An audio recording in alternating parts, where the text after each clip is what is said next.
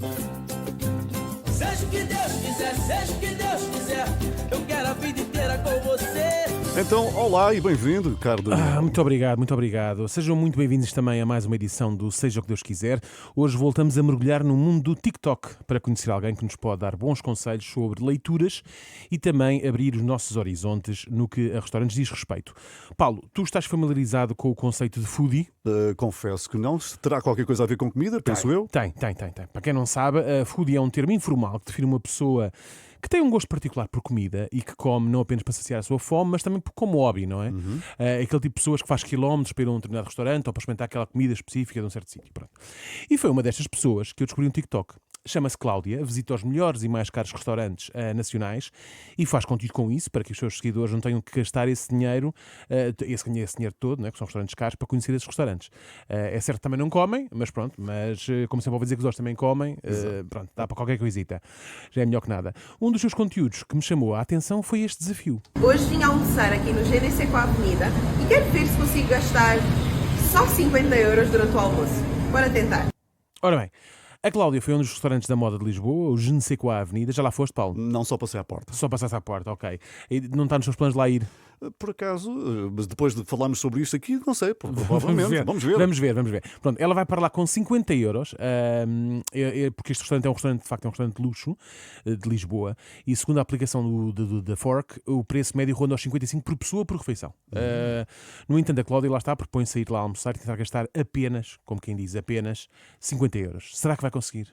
Então, estou aqui a fazer as contas do que podemos pedir com 50 euros e apesar de haver uma massa de trufas, que é super baratinha. Eu adoro que a Cláudia esteja a fazer contas para ver o que consegue pedir com 50 euros, não é? Tendo em conta que há menus de almoço executivos em quase todos os restaurantes por 12,5 para aí, eu diria que deveria dar para pedir quase a emenda toda. Mas ok, pronto, estamos a falar de um restaurante de luxo, sim senhor, e até há uma massa de trufas bem baratinha.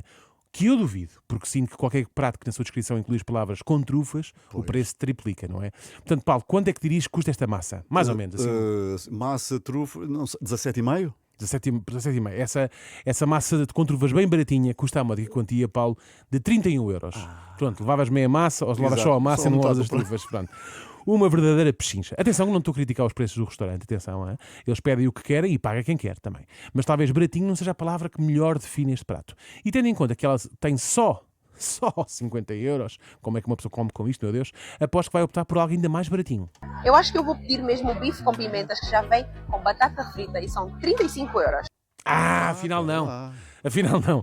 Optou por um bife com pimentas, são pimentas várias, que custa 35 euros. As pimentas estão a um preço que não se lhe pode chegar. Já tenho ouvido falar sobre isto até. Mas calma, são 35 euros, mas já inclui batata frita. Não é como nos restaurantes e outros em que o bife são 12 e não nos cobram 13 pelas batatas. Quer dizer, é caso para dizer... Eu é que não sou parvo! E nem mais, não é? Neste aqui a batatinha já vem incluída, como é óbvio. Portanto, neste momento sobram 15 euros. E o que vais pedir, Cláudia, para beber, por exemplo? Se calhar é melhor uma água, não? Sempre é mais em conta. Mais um sumo de laranja, que são 8 euros. Eu acho que dá muito bem. Depois ainda sobra para uma sobremesa. Então, perfeito. Dá, não sei se é perfeito, não é? Um sumo de laranja, 8 euros pelo sumo, não é? O sumo de laranja está ao preço do Barca Velha. Isto vai descambar, Cláudia. Não sei se vai dar para a sobremesa, mas ela acha que está muito bem, que é perfeito. Eu, por mim, tudo bem. Assim como assim, não sou eu que vou ter que lá ficar no fim a lavar pratos. Como não pedi entradas, decidi pedir uma sobremesa. A baba de dinossauro no GNC Ásia são 13 euros. Je ne sais quoi, Ásia.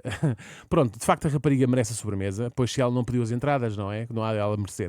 Vai daí e mandou vir uma baba de dinossauro, que deve ser tipo baba de camelo, mas mais cara porque os dinossauros já estão extintos, não é? É mais difícil de recolher.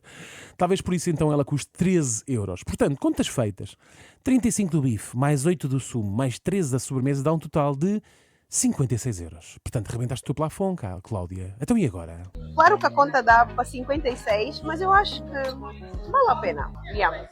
Então pedi a conta e vou pagar exatamente 56 euros. Claro que com a gratificação fica 4,76, ou seja, dá 60 euros e 76. Calma lá que a Cláudia ainda consegue aumentar ainda mais o seu próprio fosso, não é? Para além dos 56 euros ainda dá a gratificação de 4 euros e tal. Eu acho bem, para o respeito e reconhecer o serviço dos empregados do restaurante. Contudo, para quem só tem 50 euros, fica uma matemática complicada. Esta o Guterres também não consegue fazer mesmo. Ou talvez não. E ela explica como. Mas se não pagares com gratificação, não bebas água e não pedis o couvert, Até dá para pagar 50 euros. Basicamente, se não pedires nada, até dá para pagar 50 euros. Embora seja estranho o conceito de um restaurante onde pagas 50 euros, mas não comes nem bebes nada. Mas, Cláudia, repara numa coisa. Tu não pediste água. Tu não pediste couvert. Gratificação que queres dar, mas já não tens dinheiro e mesmo assim não consegues pagar menos de 50 euros. Este é provavelmente o desafio do TikTok mais mal sucedido de todos os tempos.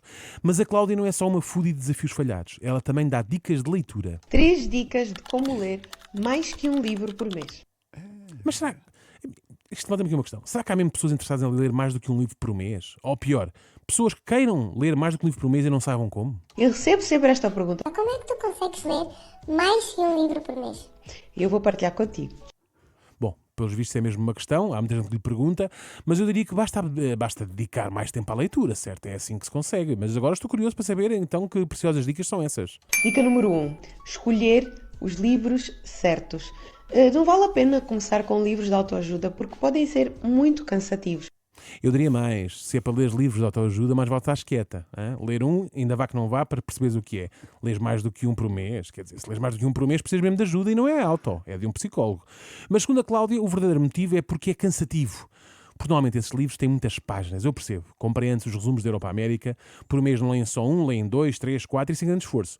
Mas assim sendo, que tipo de obra literária é que a Cláudia recomenda? Mais vale escolher um livro, um romance ou um suspense muito mais interessante. Pois, eu é que fiquei em suspenso com estas recomendações. Mas vamos lá ouvir a segunda dica. Planear é o que eu faço.